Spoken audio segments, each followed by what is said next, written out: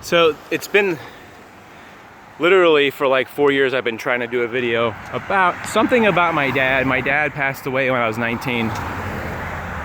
And to share, I did a video about my mom. It's like way back. I don't even know where it is. Probably about 2 years ago. And I wanted to share sort of a little life experience thing that he taught me, was how to be kind to other people. Just be conscious of other people doing a good deed. It's the real basic stuff. I don't know if they teach this stuff in kindergarten anymore. I used to be a kindergarten tutor. But do a nice deed, you know.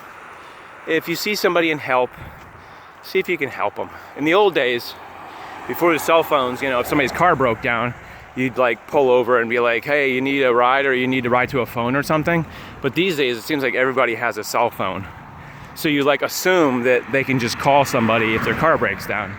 But in the old days, you'd do that. And what my dad used to do, believe it or not, is say around 70s, 80s, when we'd be going somewhere, he used to take me shopping or to the movies or, you know, wherever we were going. He'd see somebody's lights on in their car. And sometimes people would just leave their doors unlocked. He would just open the door handle if it was open, and he'd just turn off their lights for them and close the door. Now that is a really, now today people would think you're stealing something from their car. That's sort of the way I would perceive that today. But in those times, you know, people weren't super rigorous, especially in like Sarasota was a low crime area, and you didn't really hear as much about people, you know, breaking into houses as much as you do today.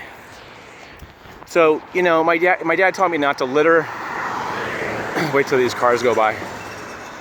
My dad was sort of the moral compass. My mom was a great person too. I don't think she was as much about teaching values as my dad was. I don't remember that much her teaching the value. But you have to admit that, well, I just say from my perspective, I see a lot less values. I used to work with kids, and I've worked with tutoring kids, and I don't see the values being passed down of just general politeness, kindness, willing to help somebody out as much. That's the way I perceive it now. I don't know if that's true. You know, it's like really hard to look up how many people were kind in 1980 versus today. Like, you know, a poll, like an unofficial poll of like, if you saw somebody's lights on, would you try to tell them that their lights are on, or, you know, whatever. So anyway, I believe that my dad has passed those values on to me, because I don't like to lie, I don't like to steal, I don't like to cheat. Just those basic do unto others. And I have, you know, relatives and friends, and I don't see that being passed on to their kids as much. The value of just being honest, being really, is to stress a point, being thankful. If somebody does something nice for you, be really nice about saying thank you to them. Maybe write them a note that, you know, you did something. And, you know, I try to be a giving person and try to like do things for people. If somebody asks me for a favor, it's really hard for me to turn somebody down. I always feel like if somebody needs a favor, they probably, you know, really need it.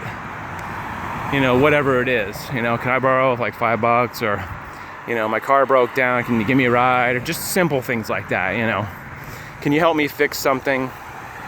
I'm always willing to help somebody like fix something. And especially like in the old days, I probably could have made money doing it because I fix things so often for free. I probably could have, you know, made $20.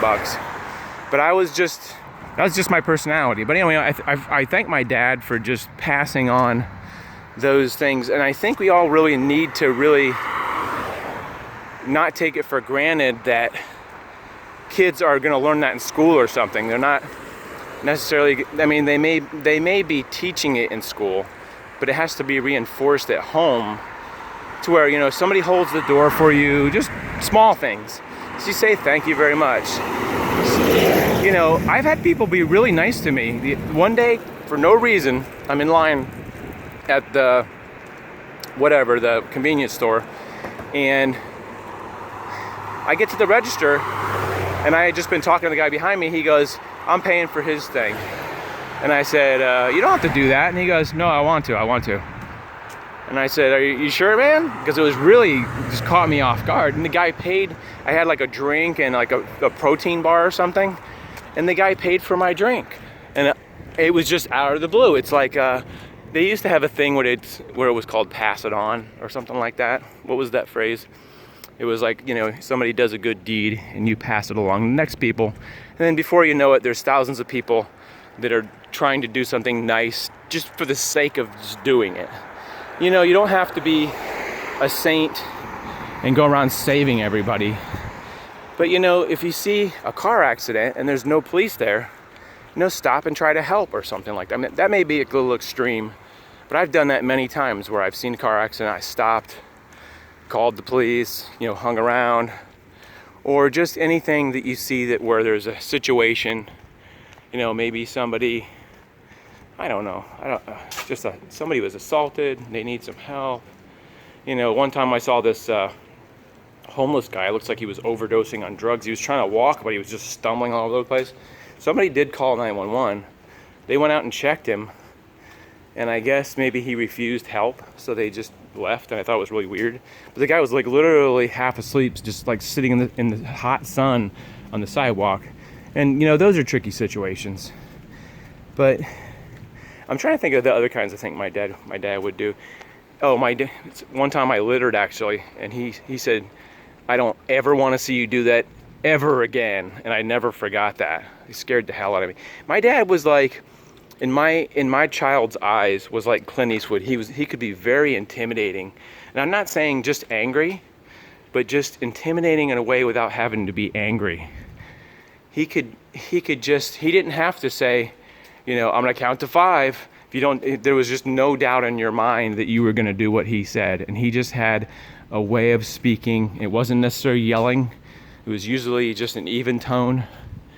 And somehow, I think I have somewhat of the same demeanor around kids, you know, that I'm just like, don't do that. I think almost, if the Clint Eastwood thing is like, he gets quieter as he gets more serious. He's, "Make my day, punk." If you ever watched the Clint Eastwood movies with the Dirty Harry, he never yells in the movie. It's never like, you know, "You better, hey punk, make my day."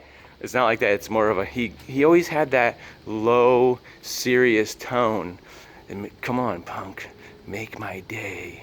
You know, it was somehow drew you into the low tone. I think my dad had that kind of intensity when he felt that there was a teaching moment to try to teach me or my brothers. He did get upset and yelled.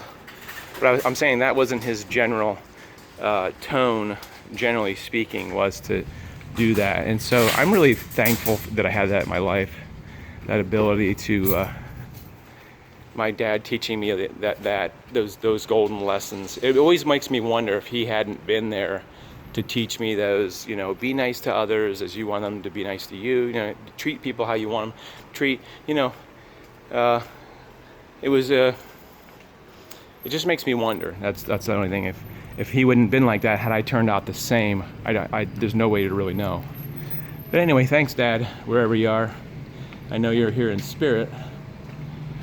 And yeah, my dad was just a super guy that just passed away too soon. And I miss him all the time. I almost miss him more now than I did when he first passed away. It's just funny how when you get older, my appreciation has grown for just how he handled things, how he was like the rock in our family, how he was able to handle situations and deal with money, and he was always sort of the guy that was there. I'm getting a little choked up. You know, you always felt safe around my dad, like he could handle anything. Anyway, thanks, Dad. That's the end of the vlog.